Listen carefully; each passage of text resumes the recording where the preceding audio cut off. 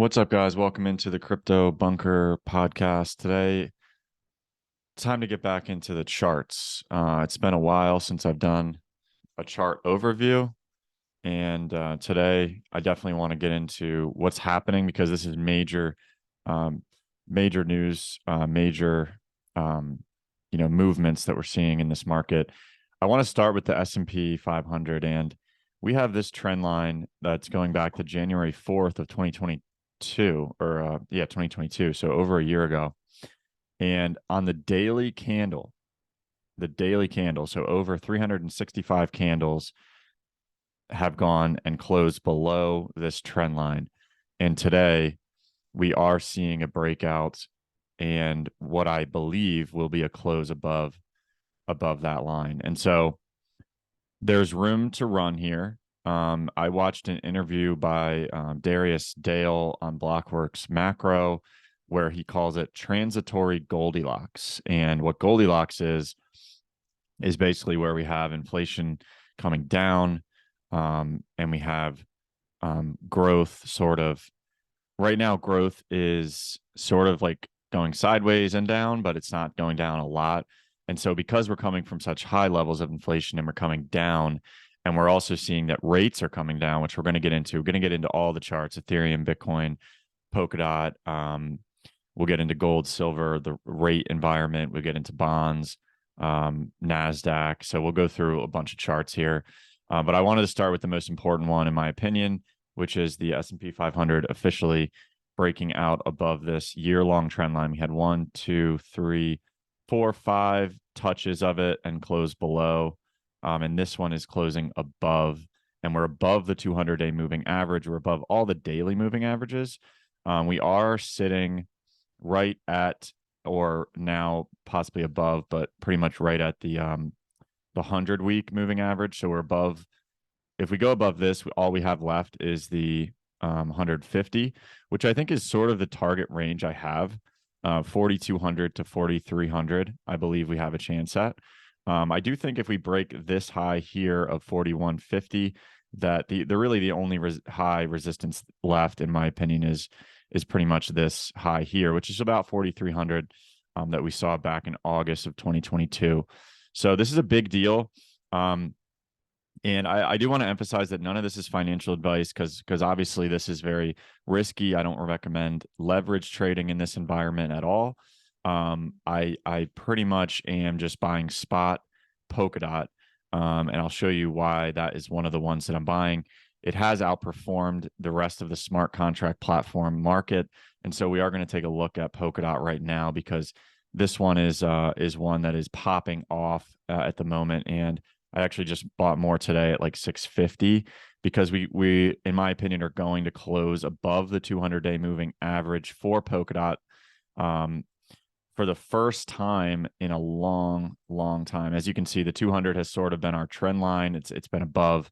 It's really more been like the 150, but we're above all the averages now. We are popping off. And I think what's also interesting is, this is getting a little bit deep in the weeds for a second, but what is interesting is that Brian Armstrong's Twitter, I know this is sort of a conspiracy, but he took off brianarmstrong.eth. He's saying that Bitcoin is a good buy or something like that. And he's the CEO of Coinbase. And is this because they're getting pressure from the SEC about selling securities? And now he's saying, okay, I'm just a Bitcoin guy now because Bitcoin is safe. And is that why Polkadot is pumping so much and Ethereum is like sideways today?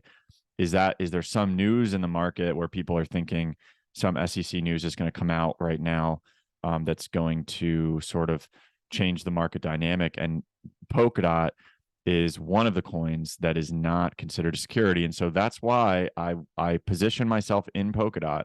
And I told you guys this, I was positioning myself down at these levels of 522 was probably my average. I caught a little bit of this dip, but I just didn't have the money at that time. And then, I've just bought some more. And so, I'm liking the way the Polkadot's looking right here. And what I want to also do is compare Ethereum's 2018, 2019 bear market rally to what we're about to see right now play out, in my opinion. Everything is setting up to sort of take us there. And as you can see, this is my target level because I think that it's a key level for Polkadot. We hit it here on this wick. We pretty much hit it on this down trend here. We hit it a bunch of times here. And so that's around $13, $14, which I will show you matches up with the monthly moving averages, which again, I think by the time we get to about March is my target. Early March, I think we're going to be able to see these levels play out, is around this level, and we will not get above the 20-month moving average, which I don't think we'll get above for really any of the coins. That's pretty much my target for all coins. So if you're thinking like, oh, what should my target be for like this coin I'm in or something, pretty much all of them are going to be 20-month moving averages. And that's why really I think Polkadot will outperform everything else. I mean, you can see we broke this downtrend significantly. We pretty much broke like all the downtrends here. If you look at this one, obviously, and I have these on log scale, by the way, because I think that crypto sort of trades as a log type of asset.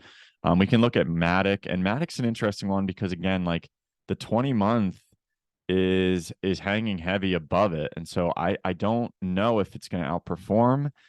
It's sort of already outperformed from the bottom, and I don't know if it's kind of going to just go sideways or if it's going to actually have a nice pump in it to actually go to $2, which would really be like around the all-time high. So I don't really know if it has that in it.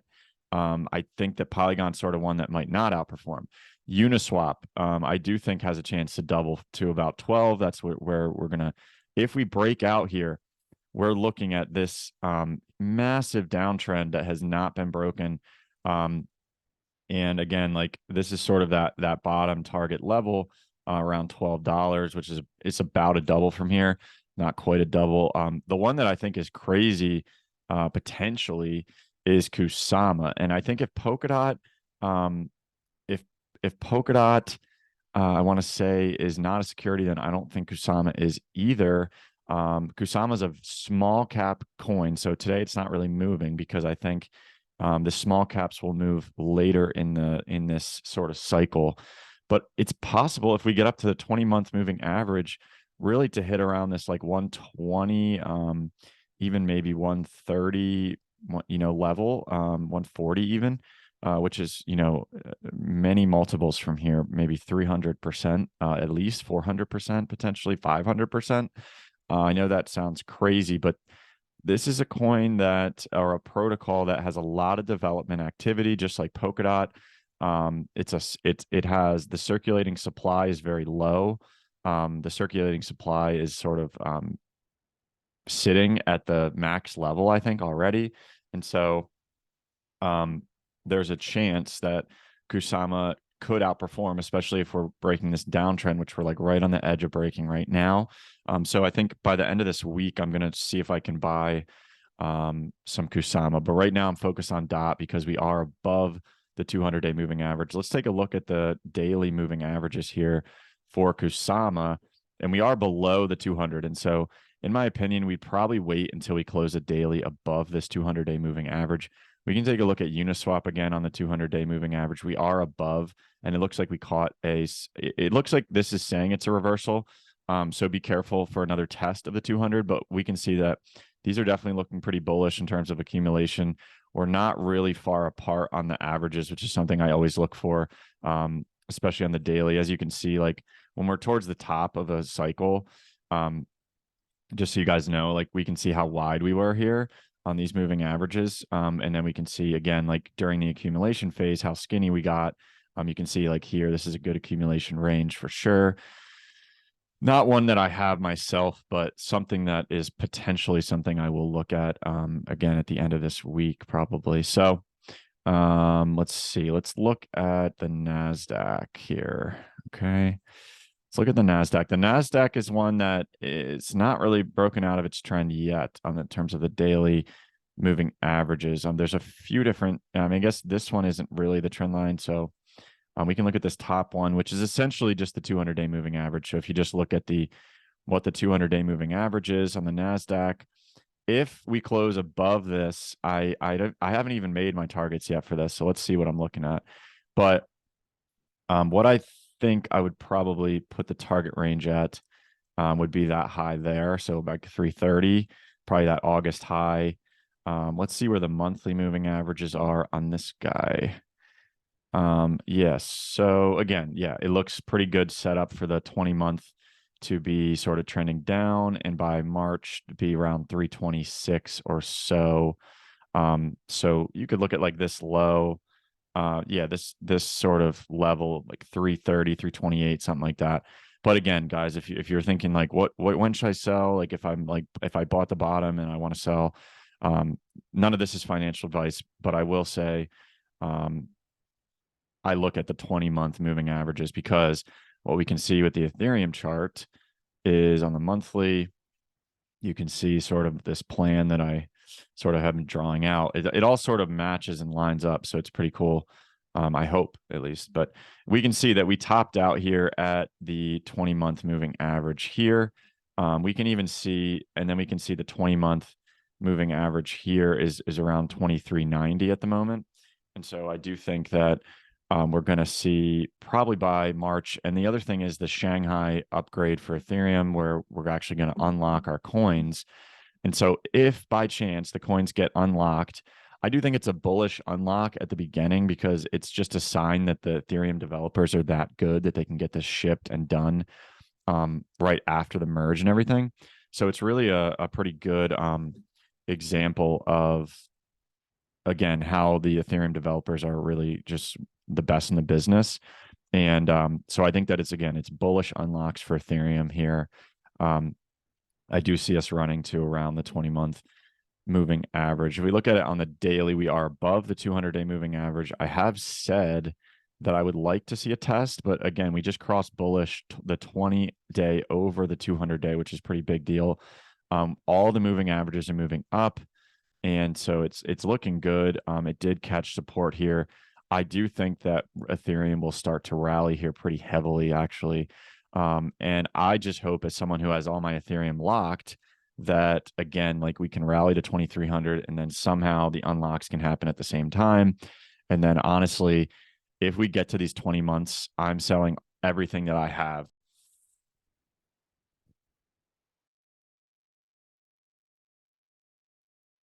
Okay. Sorry about that. And so if we get to the 20-month moving averages, yeah, if we get there, I would just say to think about selling everything, because I do think that by in the second half of this year, we are probably going to see a sell-off, a pretty big one.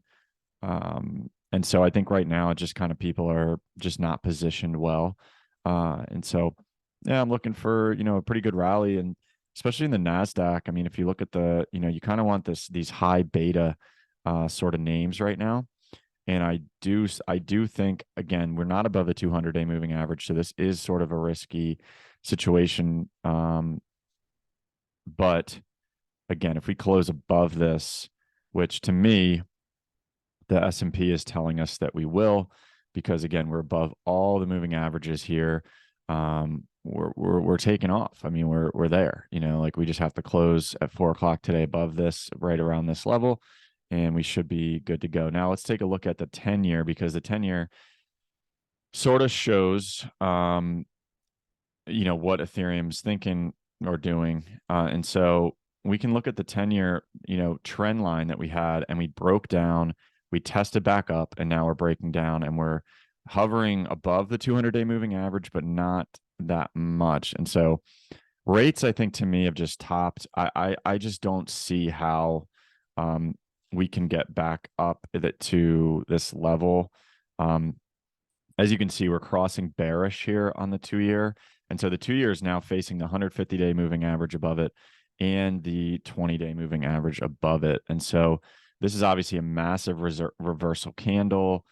We look at it on the weekly, and we're still obviously like way overstretched on the moving averages. We're below the 20 months. So we tested, but we went through it. And so now we're looking for that next level, which to me looks like it's around 3.35. And I think what people get confused is they're like, oh, we're going into a recession. There's all these layoffs. the Fed is still hawkish. But the thing is, the Fed has to be rhetorically hawkish, but they actually aren't physically hawkish because in actuality, they know that they can't raise rates because of the economy. And so we've already seen the majority of the rate cycle play out. And so, we've already seen that play out. And so like can we really continue this rally after all of this? I mean, it's just been insane. And so that's a relief to the stock market. It's a relief to risk assets. And so you have to kind of understand that a market is forward looking. So the market is saying, okay, the rate cycle's done. We're good with that.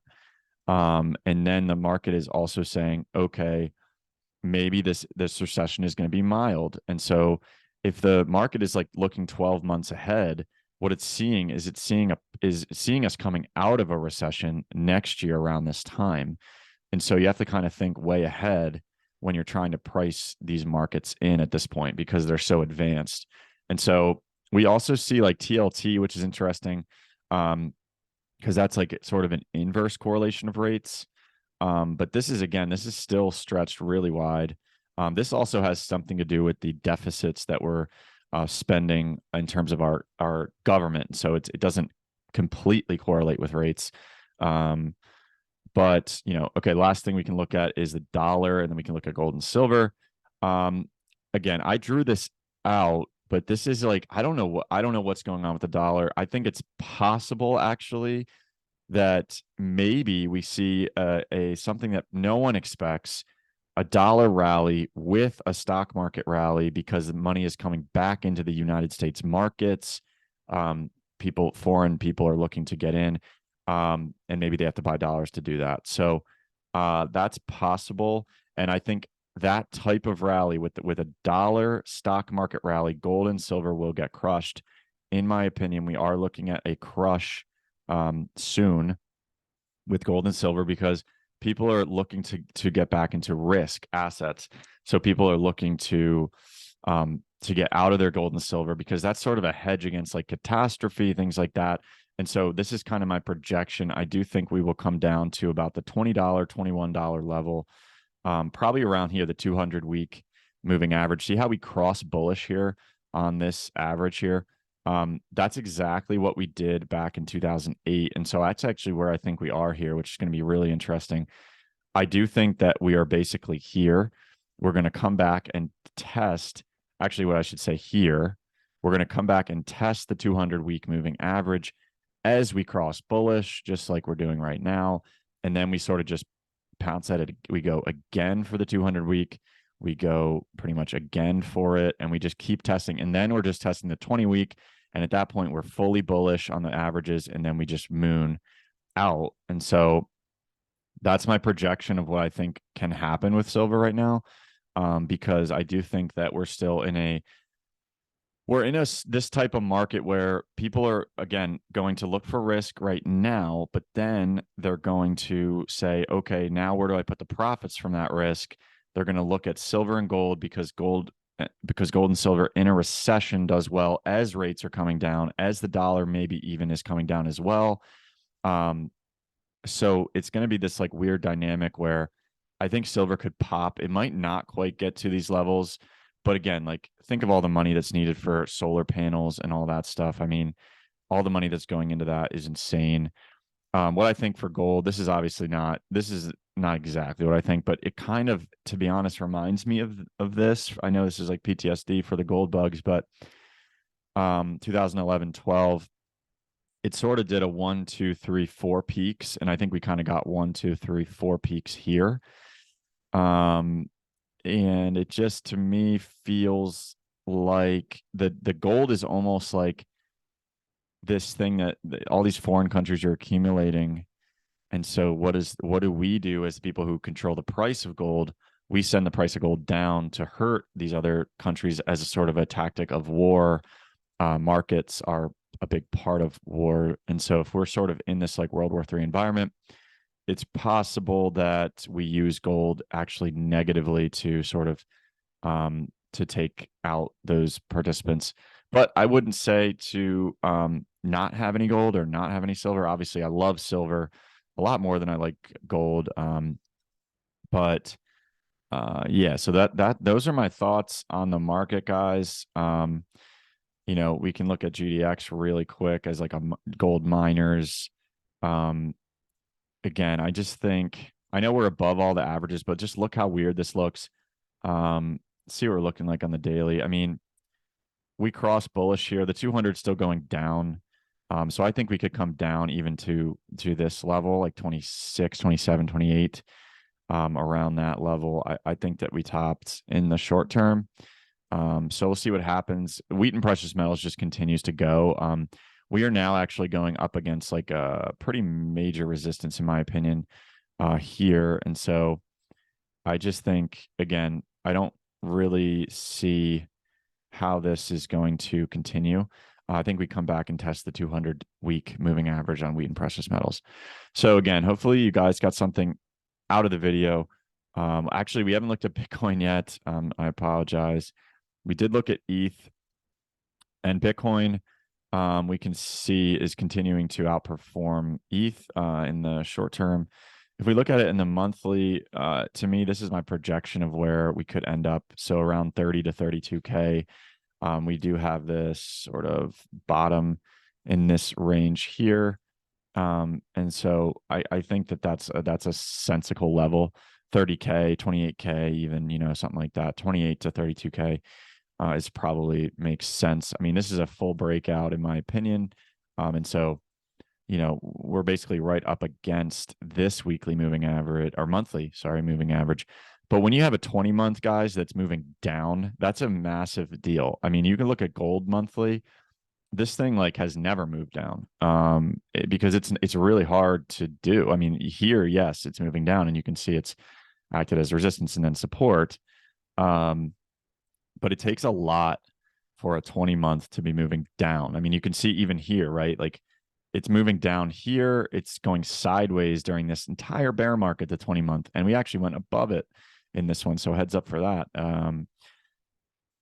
But again, this is because it was going sideways. And so when something is moving down, when a long duration, 2-year, basically it's like the 2-year moving average, is 20-month. And so, I just think if it's coming down, that's major resistance. So hopefully you guys took something away from that, and yeah, have a great rest of your day and week. And hopefully we can get this rally going, and let's get it.